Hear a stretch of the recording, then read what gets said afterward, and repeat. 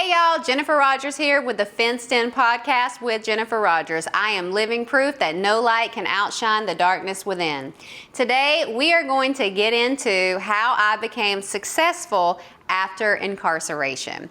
So first we're going to start with a little story time. When I was getting ready to be released from prison, I knew that I wanted to do great things, big things. I wrote about it, I dreamed about it, I envisioned it. I just didn't know how all of that would come into context or come into play when I got released. So when I get out, I am released from the prison. My mom's friend picks me up from the prison and I go to the airport in Washington State. I get on a plane, I have an ID and I have cash. Well, they don't even take cash on the airplane, so I couldn't even buy anything. So I'm on this 4.5-hour flight, totally institutionalized, but with a new lease on life because I was just so excited to be free. So I get on the plane. I get back into Atlanta. It had been so long that I had been away that I forgot that the Atlanta airport actually had a train that you could ride in the airport. And so I walked from the back of the airport all the way to the front of the airport. Y'all, I was sweating because I was so hot from that walk from the back of the airport to the front of the airport. So from there, I get there, my family's there, hadn't seen them in 2 years. We stop in the drive-thru, grab some fast food, and then we get to the federal halfway house. So when I get to the federal halfway house, y'all, I am fresh meat. It is a co-ed halfway house. I walk in. Men are just swarming everywhere. They're staring. They're getting me through intake. I get in the back and I get back to where all the women are, and I recognize some of the women that were in there because we were in federal holding together in Alabama, and so that was a little bit of a reunion, just catching up. And from there were some steps that I had to take. So I had to get my Social Security card. I had to get my driver's license, things like that, so that I could, move about in the world like a functioning member of society. So my family would come and visit. They would pick me up to go do those things. And my dad had actually came and visited me. And so in the halfway house at that time, phones were not allowed in the halfway house. So they had pay phones in the back that you could use. And everybody had cell phones. And so a lot of the other, inmates, so to speak, of the halfway house told me how to get the phone in. So went and got a cell phone, passed it off, get back into the back of the halfway house. And from there, now I have the cell phone. So I'm reading the Atlanta Journal-Constitution every day to see if there's any ads, any job postings that resonate with me. And there was a posting that said telemarketing, sports marketing. So I had done, if you have kept up with my story, telemarketing back when I was in the height of my addiction, and I was very good at it. So I'm like, I'm gonna answer this ad. So I answer the ad, call for my illegal cell phone. I'm hiding out in the women's bathroom because you can't have this cell phone. So I get on, they answer, and they do a phone interview with me. Well, they want to bring me in for an in-person interview. So I schedule the in-person interview, and I'm like, okay, dang, like now I've got to convince Mr. Jones, the halfway house director, to let me go and approve the move for this interview. So I go in his office, I'm like, Mr. Jones, I have this job interview. I need you to approve the move.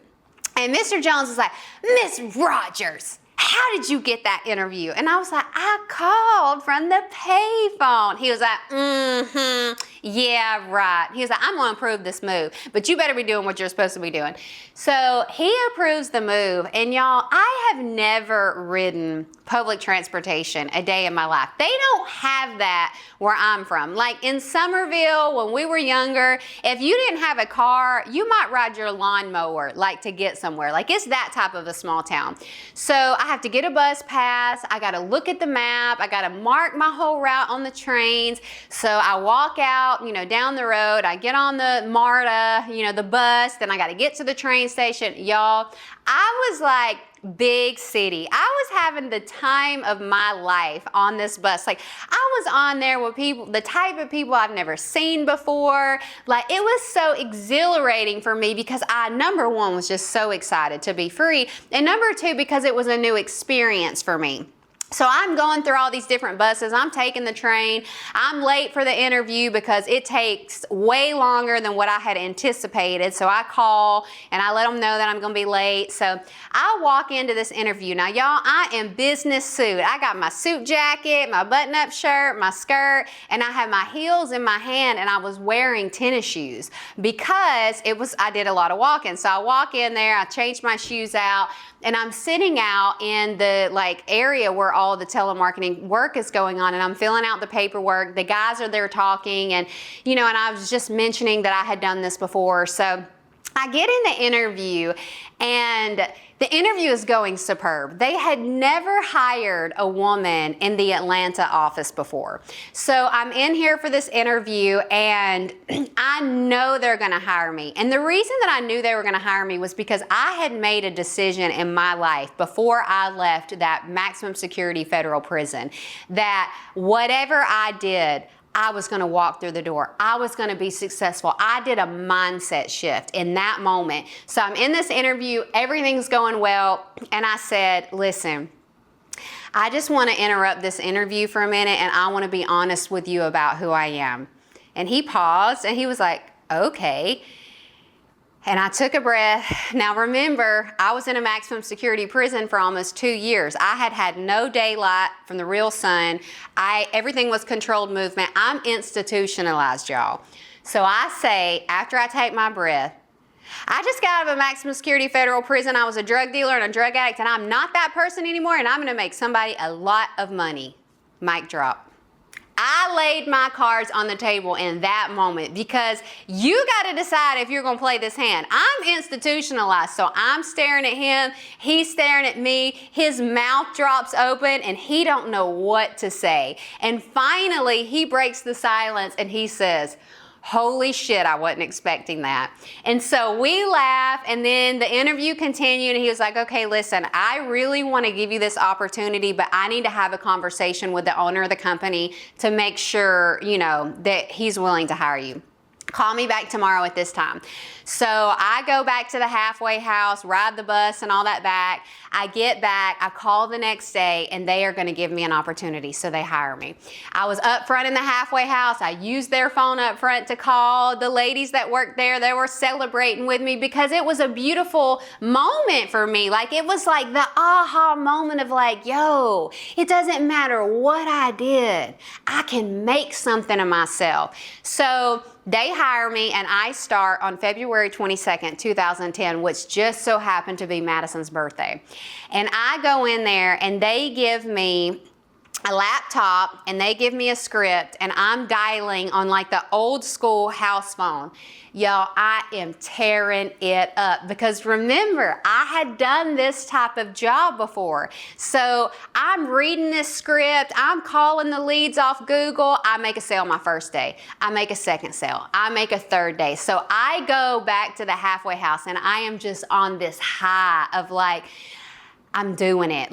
This is where it begins for me. And so every day that I went into that office, I brought that same energy where everyone else in the room, they hated doing the calls. They were going through the motions. I brought energy. I brought excitement. I brought a new lease on life because I saw this as an opportunity to change not just my life, but to put me in a position to change Madison's. And so I out-call everybody. I outwork everybody. When they're taking smoke breaks, when they're taking lunch breaks, I'm working, I'm calling. I never put the receiver down. I hit the end button, I call again. I hit the end button, I call again. And in my first month of that company, outsold the entire office. I sold 20,000 $500 in advertising print sales that month. Now, just for reference, these ads were worth $375 a piece. So that's how many ads I sold, and you can do the math into that at $20,000, $500 or $900 for the month. So with this company, starting out, your base salary was $2,400 a month. Y'all, I thought I was rich off of $2,400 a month because I had never made that much legal money in my life.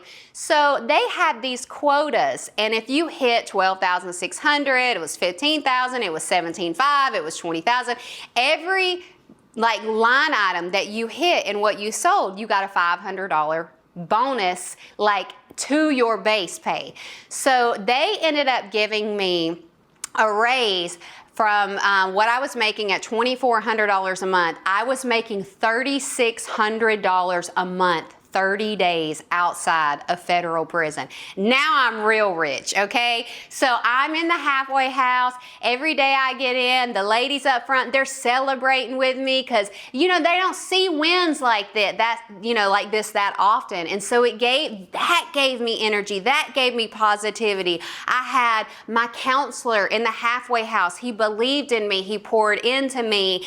And so I just kept on this path. So I wasn't in the halfway house for very long. I only spent 45 days in the halfway house. So once I got out of the halfway house, I'm staying with my mom in Cartersville. Now, mind you, y'all, my credit was like a 300, okay? I had been in prison. I hadn't paid bills. I had credit cards that I never paid. So I was in a tough situation when it came to credit worthiness. And although I was making good money, I needed a car to drive. So my mom had this Mirage that no one was driving. Y'all, it was the ugliest color green you have ever seen in your entire life. And besides that, it did not have working air. So the car is older. It's you roll the windows down like this. So I would get up and leave in the morning to drive to this office in East Atlanta from Cartersville. And if you don't know the distance, we're talking maybe an hour and a half drive, right? With no traffic. So I'd get up at 5 o'clock in the morning. I drive into work every day. It's dark, it's cool, it's fine. I'm dressed up business casual in my clothes. I'm feeling good about myself and this opportunity. I would leave work at 5 o'clock. The hours were 8 to 5. And when I would leave, I would have to get on 75 and go, 20, 285, and then I have to get on 75. Y'all, if you've never driven in Atlanta at 5 o'clock, the traffic is sitting still. So now I'm in business pants and a dress shirt. I'm in the Mazda, the Mirage, with no air. I got all the windows down, just hoping a breeze will come through. I am sweating. So by the time I would make it to Cherokee County, I would have been in the car over an hour, maybe even an hour and a half at this point, soaked in sweat. So now the traffic opens up. Now I'm driving, I'm moving, I'm 70 to 80 miles an hour on 75 North to get to Cartersville. By the time I would get home, my hair, because I was soaking wet, by the time that I hit the movement, the wind came through and just would blow me dry from all the sweat, and I'd have my hair up in a ponytail to keep it off the back of my neck. My hair was sticking out from every side of my head because of that wind. And now my clothes, they're still damp, but they're a little bit dry, and so they're just sticky and nasty. And I'd walk in the door and I would just sit there and I would say nothing to anyone. And my mom was like, "What's going on with you? Are you okay?" And she just didn't understand that, number one, I'm still institutionalized. Number two, I've worked all day on the phone, making phone sales. I'm mentally exhausted. And number three, I'm hot as hell. I literally have just driven all this way with no air conditioning. And so finally one day I was like, I'm hot and I'm mad and this car doesn't have any air and I'm doing the best that I can to move forward. And this is just hard. It's just hard right now. And so she, was trying to do everything that she could to meet me where I was and give me compassion and encourage me. But I was still dealing with this internal thing within myself of trying to figure out, like, who am I? Am I going to be successful? And even though I had done this mindset shift, even though I had made a decision, you still have these thoughts that linger, right? It's a battlefield of your mind sometimes. And so I was dealing with a lot of that. And so, but I just kept pushing forward, and I kept hitting new targets, and I kept getting more raises, and I kept driving back and forth. And so finally, the owner of the company had come down and he had met me in person, and they were just so astonished by how well and how remarkable that I was doing. He offered to loan me the money to buy a car because I needed air. So he gives me the money in cash. I buy a little Honda Accord for $5,000, and I pay him back out of my bonus check every month that I'm getting on that car. And so then things start to feel a little easier because now I'm not sweating myself to death after I've worked, this long day. So in the midst of all of this, I am still very much institutionalized. And if you've ever been incarcerated, especially for an extended period of time, you will understand this. So when you've been in that type of confinement, you get so used to a routine. And that routine, it never falters. It never fades in incarceration, especially if you're in a maximum security facility, because you get up at the same day, you have breakfast at the same day, you count at the same day, you're locked down at the same day, your bed has to be made. Like, there's a very particular set schedule that you follow when you're in there.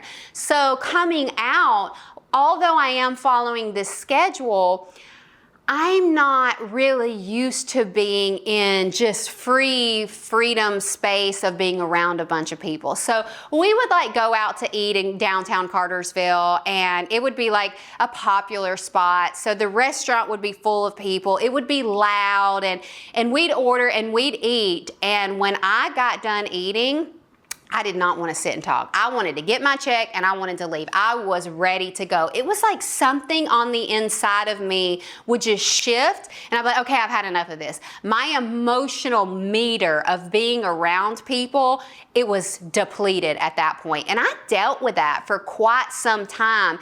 And it was really difficult, I think, for my family to understand that, because to them, I've made all of these great changes, and for them, they see me, that I'm doing all these great things, and they see me that I'm thriving, but they didn't know what was going on in my mental and my emotional field and in my heart of who I was. And then there was the layer of, the Madison situation. I wasn't having communication with her, and so all of this was kind of playing on my heart field. I will never forget. So when I was staying at my mom's house, she didn't have a bedroom for me, and I'm so very grateful that she allowed me to stay there and I got that time with my family. So I'm sleeping in the bed with my younger sister, who's 5 years older or younger than me. And she's in college and she's living at home. So we're sleeping in the same bed together. And one morning I was laying there and she was asleep. And my eyes are staring at her, but my mind is somewhere else. Because when you've been in that type of confinement, when you've been in that type of withdrawal from the outside world, you learn how to mentally go somewhere else. And so I'm looking at her, but mentally my mind is in a distant, far away place of things that I'm pondering on and thinking on. And so even though my eyes are looking at her, I'm not visually looking at her. And I see her open her eyes, and she's like staring at me, staring at her, staring at me.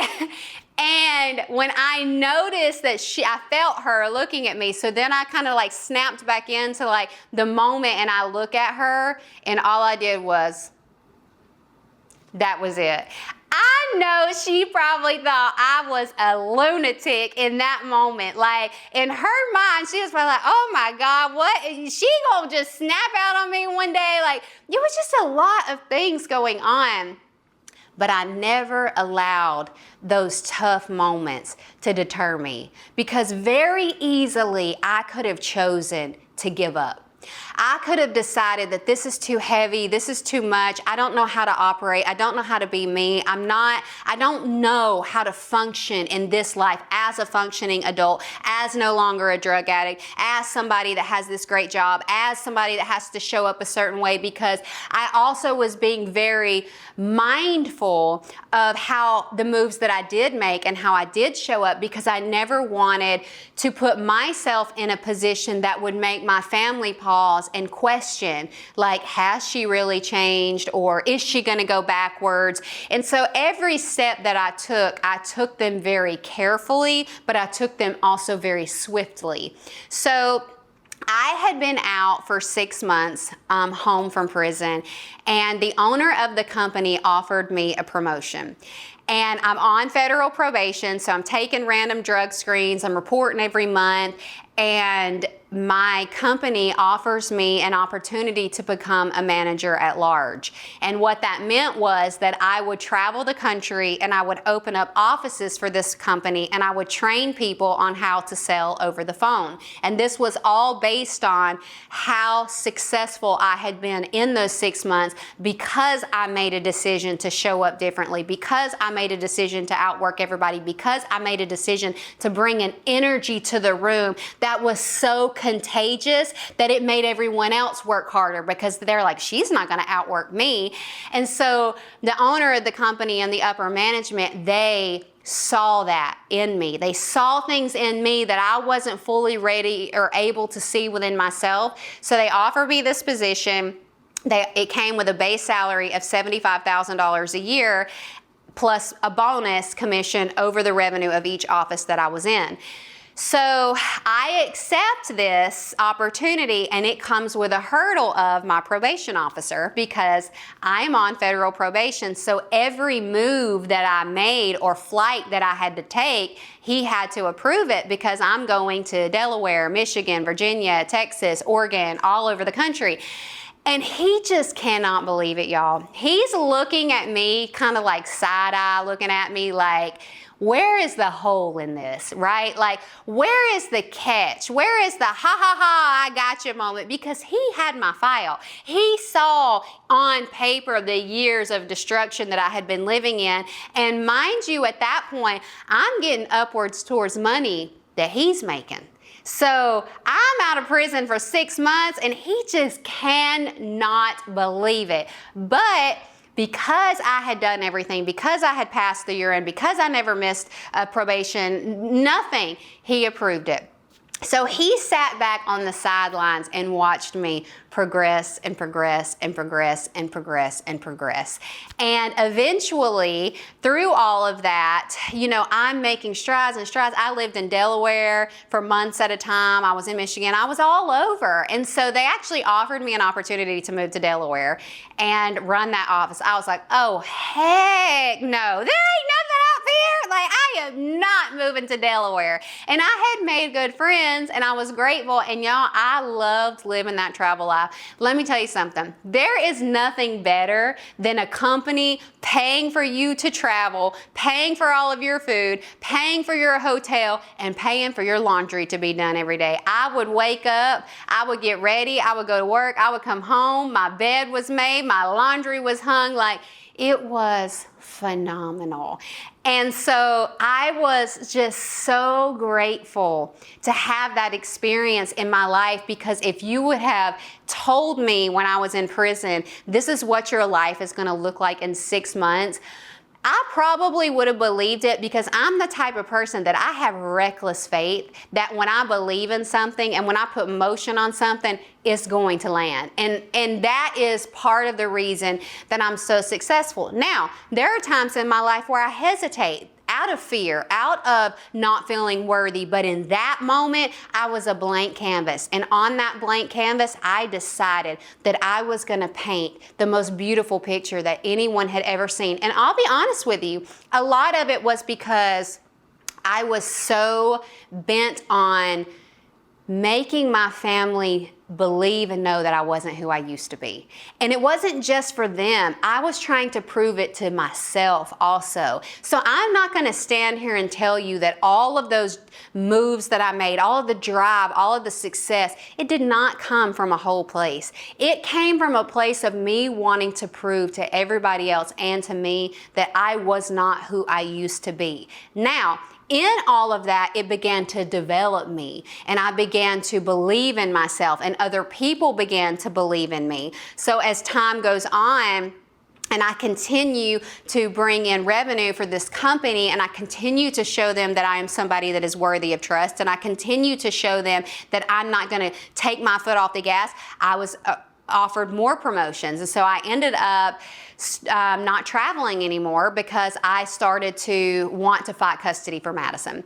And so when that happened, I was in a situation where I could no longer travel. And I went through kind of a depressed period during that time because I had gotten used to that lifestyle. I had gotten used to traveling, and it was fun and it was easy and I loved it. And so in that moment, I had to give up something. That was like the greatest moment that I felt like I had in my life to fight for her. But I believed that the door had opened in me being able to fight for her, and I had to walk through it because when I was in prison, I wrote in a Bible. I still have it. I will show it to you guys in a picture. My inmate number is in it. I wrote in prison and I dated it, and I stated that I would get Madison back. I stated how it was going to happen. I stated when it was going to happen. I stated what that was going to look like.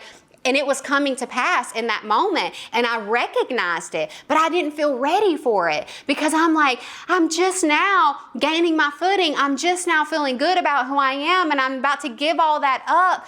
But that is what I was willing to do because I asked for that. And not only did I ask for it, I manifested it. I prayed over it. I wrote it. I envisioned it. I cried for it. I pleaded for it. And so I walked through that door. So now I have her, and I've got her temporarily while all this stuff is going on, and I'm trying to get, full custody of her, and I'm dead broke, y'all. Like, I am living with her in this 2-bedroom, 2-bath apartment, and on paper, I'm making a lot of money, but I'm paying back child support still. And now I'm having to put her in summer camp, which was costing me $700 a week. I didn't know how I was gonna feed her sometimes. Like, I sat and had a conversation with my manager at the time, and I was like, I don't know what to do. Like, I'm broke and I don't know how I'm going to feed her. And I'm doing everything that I can to maintain my sanity and having her in this moment, and maintaining my sanity and doing this now high pressure sales job, and maintaining my sanity of my finances being $0. And I never will forget, he came to my house after work that day and he handed me $250, and he cried and he said, I could not stand to sit there and listen to you talk about how you were not going to be able to feed your child, because I know how hard you're working and I know how bad you want this, and I'm going to give you this money and I want you to buy groceries with it, and I don't want you to ever pay me back. And it was like the first moment that somebody that wasn't my family or wasn't my employer, but somebody that I worked with, put that seed of money into my hand. And he didn't realize it at the time, and I didn't realize it at the time, but what he did was he planted that seed of financial growth in my life, because right after that, I actually was in a position to get his job. And it wasn't because of anything that I had done, but he had a situation and they wanted him to come work in Oregon full time. And so they gave me and one other person the opportunity control over the office, and I knew that that was my opportunity to get that job. And so I stayed late every day. The office hit numbers they had never hit. I was excited. I was passionate. I was moving the room. I was controlling the scenario. So after that month, they offered me the manager position of the Southeast region of the Atlanta office. So I'm at this point, my salary is $81,000 a year. My first month of commission, my bonus check was $20,000.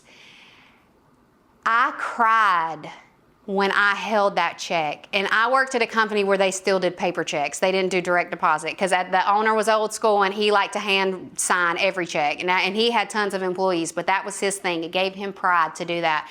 Y'all, when I signed that first check, the feeling that I felt in that moment, knowing everything that I had been through, the struggles, the trials, the many times that I could have chosen to give up, that I could have chosen to go backwards, that I could have chosen in all of this to just say, I can't do this. I can't, because I felt like that sometimes. Never that I wanted to go back and get high, because that wasn't even in my hemisphere, but just that I was tired and that I am pouring everything that I have into my child, and I'm trying to rectify our relationship because I still feel guilty and I still feel shame. And so I'm over giving in this situation and I'm being pulled in this situation. It's requiring so much of my time and I'm being pulled in all these directions, and I didn't know who I was. I didn't know where I fit in. So I just showed up. I just continued to put one foot in front of the other. And I ended up staying with that company for 8.5 years. And I was making almost $200,000 to between $200,000 and $250,000 at 8.5 years. I could have spent the rest of my life with them and retired and been wealthy. But there was something on the inside of me that was tapping on my heart that said, this is not the ceiling for you. This is not it. You don't feel good about the work that you're doing. They're not appreciating you in any way other than putting money in your pocket. And that was no longer enough for me, because I knew that I had this story. I knew that I had this passion. I knew that there was something bigger for me. And so I had an opportunity to go and interview at a fintech company called Cabbage. American Express actually owns them now. And so I went and I did the interview with the sales manager and the recruiters. They knew my background and they were okay with it. So they want to bring me in for a third and final interview. And I go in for this third and final interview, and I had to pray about it, because at this point, I'm polished. I'm corporate-ish. I've done a lot of things, and I'm not Jennifer just out of prison that's ready to lay my cards on the table and see if you want to play that hand. No, now I'm Jennifer Rogers that nobody knows who I am. Now they only see the story of who Jennifer is now. Now they only see me showing up and doing this traveling, doing all these things. And a lot of people, particularly from my hometown, didn't even know that I had been to prison, didn't know that I had done all the things that I'd done. And so I had also owned an all-star cheer gym. I opened an all-star cheer gym. So I've got this successful all-star cheer gym going on. And that was my dream from when I was a teenager, that I wanted to do that. The parents don't know. So I am living this life, and it's a beautiful life, but I still wasn't happy with it because I knew there was something bigger for me. So I go in and I'm doing this interview, and I prayed before I went in there, because I made the decision to do this interview out of an emotional state, dealing with the national sales manager at that company had called and cussed me out and berated me and told me I was a piece of shit and all this stuff. And I was like, you know what? You would not have survived a day in the life that I've lived. I am not taking this treatment out of you anymore. I don't care how much you pay me. I'm not putting up with that, because I know that I have a skill at this point. I know that I'm valuable, and I don't care what my background says. I know that I can take that and do something else with it. So I pray before I go into this interview, and I just say, God, you know, if this is a door that I'm meant to walk through, open that door in a way for me to tell who I am, that it is so easy, that it is so smooth, that it is so natural, that I know it's nothing but you. So I get into this interview, third and final interview. It's a culture fit interview. They want to know, are you an asshole? They're going to ask you all these different types of questions to see how you respond. A lot of times the questions are questions to trigger anger, to trigger like injustice, whatever it might be. I'm prepared for that, you know? So I get in here, I sit down, I'm with the founder, I'm with the head of people ops, And they're asking me just basic questions about who I am initially, what my background is in work. And so the head of people ops had to get called out. She had to go do something. So now it's just me and Catherine Petralia. This is a woman that has founded FinTech all over the world for women, well-known woman. And so she asked me, like the third major question, she said, if there is one mistake that you've made in your life that you regret, what is it and why? Y'all, stars were going off in the universe, fireworks lit up. I knew, here we go. I started at the age of 13 years old and I told her my entire life story. I talked for an hour and a half and she did not interrupt me one time. The only time she interrupted, she had picked up her snack and she's leaned in and she's eating it like this. She was like, oh my God, I feel like I'm watching a Lifetime movie. I cannot wait till you get to the part where you're sitting in front of me today. So once I got to the part where I was sitting in front of her today, she put her paperwork down. She sat up, squared her shoulders. She said, I don't have any more questions. When can you start? And then she said, but can you pass a background check? Because they're financial, so that was a part of the process. And I was like, honestly, I don't know. It depends on how deep of one you run. A basic background check, I will pass it. A finger background check, I will not pass it. If you do one that runs federal crimes, which most people do not, I will not pass it. And she was like, okay, we'll get around it. So they hire me on the spot. So when I leave there, I tell them I want to work a notice for the company that I was at, that I had been at for 8.5 years. And so it was going to be a 3-week start time. So I called the owner of the company and I was like, listen, you always told me that you never wanted to lose me, but if you made me a great employee for someone else, that you did your job well, I've got an opportunity to go somewhere else. And I'm going to take the opportunity because I feel like it's what my life is leading me in this moment. Y'all, this was a man that supported me and loved me and had my back and showed up for me and gave me such an opportunity. And I did not get the reaction that I thought I was going to get. The reaction that I got was hateful. It was mean. It was hurtful. And after he insulted me and I had put multiple millions of dollars in his pocket, he says, when this phone call is done, you're done. And he hung up. I was so hurt by that because I had given 8.5 years of my life to this company. And for it to end in that way, it was like, I was shocked. And the head of the VP of the company called me afterwards and we had a discussion and I was crying on the phone with him, like how hurt I was. And he was like, Jennifer, you have done more than what was expected for you. This is an opportunity to move forward in your life and I cannot wait to see what you do.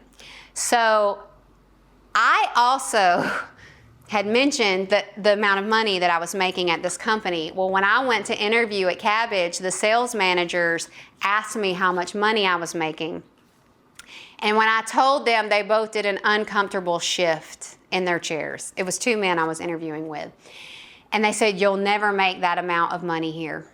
Our average rep makes $75,000 a year, at most $120,000. And I said, I hear what you're saying, but I know that I'm not your average rep, and I am not going to put myself in a position to believe that that's all I'm going to make. So I go in, and the base salary starting out was $32,000 a year.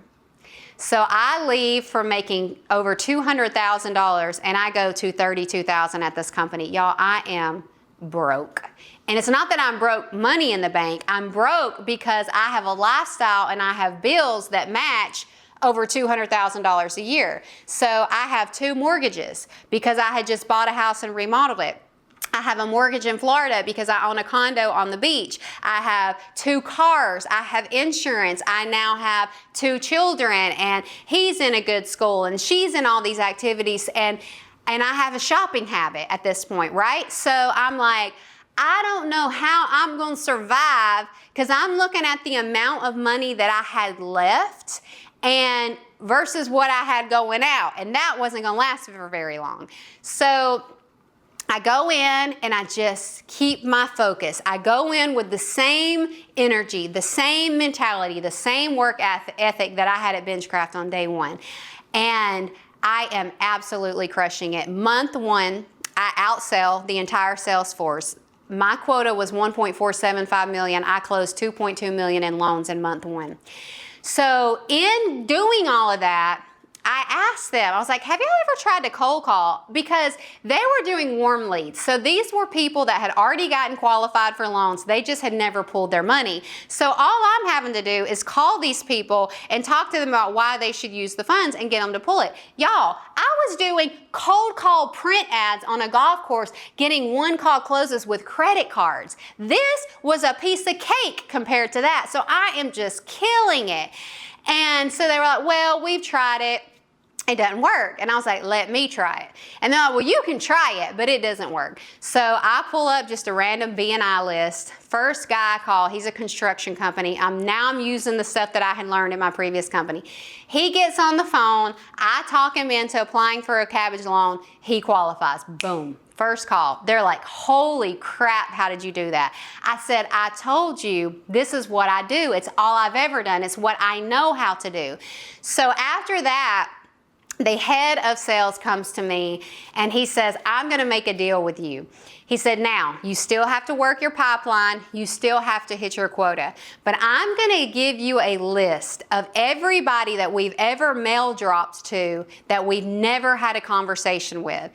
And I want you to cold call them. And anybody that you get to qualify for a loan, they don't even have to pull the line. All you got to do is qualify them. To get them to qualify, it'll be $500 per account. I was like, oh, say less. So I hit my quota. I'm cold calling. Plus, they had this Amazon review where anytime someone left you a positive Amazon review, you would get a $25 gift card from Amazon. Y'all, I included it in my close with everybody I talked to. Now, hey, I know you enjoyed this call as much as I did, so I'm going to send you a link right now. Can you open that link for me to your email? Yeah, I got the link open. Can you just write a real quick positive review about your experience with me? They would write it when I was on the phone, then we'd hang up. I was eating them up between $800 and $1,500 a month in Amazon gift card money. So now I'm doing some of my shopping with my Amazon gift card money. Now I'm hitting my quota, so I'm getting my bonus on top of that. I got them for $10,000 in that month from those cold calls. So every opportunity that they gave me, I saw it through. Then I end up selling the house that I had remodeled and made $100,000 off of that. So I used that money to pay off all my debt, move us in a different situation. And so now I'm just starting to thrive because I'm making smart decisions. I'm making good moves. So as I continue to climb the ladder at Cabbage, I was offered a new position, which gave me a raise. Then I was offered a manager position, which gave me a raise. Now I'm on the leadership team. Now I'm managing 2 sales teams in that company. And it was because I brought an energy and I brought an effort that was different from what people were used to, because I just didn't believe in hearing. I don't believe in a no. I don't think no is no. I think no is not yet, or I don't have enough information to say yes. So I have used that in everything that I've done in my life, and now I'm at Cabbage and I'm thriving. They started trying to do cold calling. So because I was successful, they built out a cold calling team. It fails. So then they come to me and they were like, Jen, like, what do we need to make this work? And I was like, listen, you're not willing to hire the type of people that it's going to take to make this work. And they were like, but we have you, Jen. And I said, I'm not the norm. I'm not. I'm the 1%. If even that. Y'all know I'm a convicted felon. You know I've been to prison, but I don't look like it. I don't sound like it. And I present well in an audience and on paper. So for me, you were willing to take that step. But for the people that I want to bring in that's going to make this successful, you won't hire them. So they decide they're going to outsource it to this company. Major company that's located in the Atlanta area. All they do is cold call. Initially, they were going to have me oversee the contract, do the training, set the metrics, all of that. They ended up giving it to someone else. And when I saw the projections that he put in place, I knew it was going to fail because he didn't know what he pretended to know. And I let him have it. Y'all made that decision in good faith and in a business decision, have at it. They did not qualify one loan. Not one. So they end up shutting down the contract. And in the midst of all of this, I have now taken over a team that he was managing. I change the metrics. I switch up what they're doing because I'm bringing in my cold calling experience. We increase their productivity by like 130% of loans that they're bringing in. So I've got all this traction and I'm miserable. Because now I've tweaked everything and it's moving like a well-oiled machine and there's not a lot for me to do, and they don't want me to do sales calls anymore because they want me to grow into something more than just a great salesperson. And so I'm bored. And now I'm also coming in and I'm managing this team, and it had gotten to a pretty small team, and some of them were very young, college educated, comes from money, didn't have to work, just wanted to be there. They're showing up late, they're slouching in their seat, and I'm like, my God, I cannot do this for another second. Like, I know people that would give the shirt off their back for this opportunity because I used to be one of them. And so I go to this conference, and Cabbage paid for it, and it was for all the women in sales to go and listen to these major two women that were making major waves in consulting and sales to hear them speak. So I asked after I heard them speak, how did you know? Like, how did you know what your thing was? How did you know how to move into the next step? And one of the women said, and she was a C-level executive, and she quit her job, and she said, I knew that I loved developing young corporate America. I loved seeing these young guys get out of college and helping them grow their career and get to their goal. And I was like, I hate that. I don't want to work with people. And don't take this the wrong way if you're one of these people, because I'm not saying it from a place of judgment. But I don't want to work with people who are afforded every opportunity in the world because there are a million people out there willing to help them. I want to help the people that are down. We used to call it at Benchcraft Company a PhD, poor, hungry, and determined. I want people that come out of incarceration dying for an opportunity. I want people that came from a broken home, that came from a rehab facility, that came from a homeless shelter, that just need somebody to look at them and say, I'm going to help you change your life. So I went home that weekend and I started brainstorming, and I still have that poster board. And on that poster board, I came up with the National Association of Women's Prison Reform. And this company was going to be a national advertising company from my background, but in the real estate market, and we were going to be a call center. Well, I knew in order to fulfill that work that I would need financial backing to make it work. And so I put a calendar invite for Catherine Petralia, the founder of Cabbage, or one of them. And I sit down with her and I say, I'm getting ready to start this company. Can you give me any advice?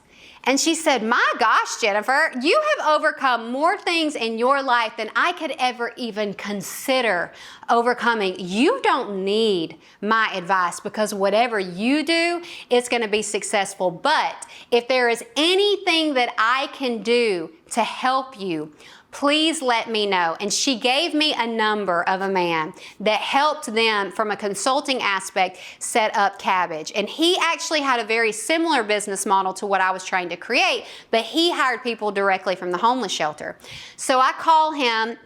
He's giving me different angles, different ways to look at it. He was like, look at your sphere of influence. Who can you ask for office space? Who can you ask for funding? Who will donate? And he said, you need to go back to Catherine and ask her, because I'm telling you, she will help you. So in the midst of all of that, I start thinking, my wheels are turning, and I'm like, okay, they believed that cold calling would work because of me. They tried it, it failed. They outsourced it, it failed. But the common denominator in all of that belief was me. So why do I not deserve this contract? And then I was like, you know what? They failed because it was meant for me. So I go to my manager and I say, all of that basically. Would you be willing to give me this contract? And he was like, well, you would need Salesforce licensing. That's kind of expensive. He was a little hesitant. So I was like, well, why couldn't we use your Salesforce license? Why couldn't y'all just put up a firewall basically that only allows us to get into certain access because of PII information? Because they knew I was going to be hiring only convicted felons. And so I was like, you know what, I'm going to go to Catherine, and I'm going to talk to Catherine about it. So I see Catherine, I put the one-on-one, and I start the conversation, and I said, you know, y'all have outsourced cold calling twice. You've tried it in-house twice. It failed all those times, and you believe that it would work this time because of me. And before I could even ask, she said, yes, we will give you a contract. And she donated laptops. And they donated office space. Now, the office space was being built out, so it ended up not working out on the office space because we grew faster than I was expecting. And so in the midst of all of that, I had to deal with the legal department at Cabbage. They were not happy that Cabbage is getting ready to hire a contractor to do cold call sales, dealing with personal information with National Association of Women's Prison Reform, hiring only convicted felons. So it was a bit of contention between us in the legal department meetings. And at one point in time, one of the women said to me, you know, Jennifer, I think what you're doing is great and all. I said, no, you don't. No, you don't. And you don't have to think that it's great. I know that you have an issue that y'all are about to give a $30,000 a month contract to a convicted felon that's only hiring convicted felons, which, by the way, I am the convicted felon, and it is okay if you don't agree with it. It is okay if you don't like it. But at the end of the day, Catherine Petralia, one of the founders of this company, is saying that this is happening. So the faster that we can get through the red tape and put our differences aside, the easier all of this is going to be. It took 6 months for us to get through the red tape for me to open that office. I started at my kitchen table in my house with 2 employees. We're at my kitchen table, they're making calls, I'm training them. We crush our quota month 1. We crush our quota month 2. I start bringing in new hires, killing it every single month. We're over-exceeding. Now I bring in the second room, the advertising product that I came up with, which was my initial product line. So now we got a second vertical. So now I bring in somebody that used to work with me at Benchcraft. She's killing it. Now I bring in a second person. Now I bring in a third person. I've got 2 rooms going. Both are crushing it. I'm getting small contracts in because I'm making a lot of waves on LinkedIn. I'm posting a lot about it. I had another company that does this same exact thing out of Illinois or Indiana, but they do it inside the prison. They reached out. They started sending me contracts that didn't align with their company because they did major tech contracts. So I'm picking up their contracts. We're doing voice over IP contracts. We're doing walk-in bathtub contracts. We've got a real estate company calls me, wants me to do seller leads for them. So I get my real estate license to fulfill that contract. We're doing that contract. So I'm doing speaking with the Department of Justice. I've got all of this motion, and I know I have finally walked in to what my purpose was, what God placed in my heart, that little seed, that vision, that dream that I had in prison, and I never gave up, and I kept moving forward, and I never took no for an answer, and I walked through every door that opened. And COVID happens. We were on track to bring in $1 million in revenue that year, and it shuts us completely down. When that happened, the world shuts down. I had to furlough everybody. Cabbage cuts our contract because they didn't secure funding from the month. They're furloughing and shutting down everything like everyone else in the world. Now I'm at home being a mom all day long when I wasn't used to being with my children from 8 to 5. I have a failing company. I've lost my revenue stream. I am in a frenzy. I don't know what to do. And I'm like, okay, I know I didn't come this far for this to be the end of it. So from there, I start brainstorming. I'm like, okay, we have this great advertising product, but we were only operating in Georgia. And it works. So I'm about to take this to a national advertising company. So I then have two of the girls, my first two girls that started with me from the beginning. I have them making calls, and we're calling real estate agents all over the country. They're answering their phone when otherwise they would not have, because the world is shut down. So we were getting contracts that we wouldn't normally get because everybody's at home answering their phones. So I then began to build out this national advertising company. We're shifting gears, and that is what we're coming back as. And I named it Rise Up Media Group. So we're coming in, we're starting back in July. As Georgia begins to open back up right after July 4th, I've hired new women. We're opening up. We're a national advertising company. And 60 new contracts. That was on a Wednesday. Saturday morning, Madison wakes up and she's deathly ill. That's a good one.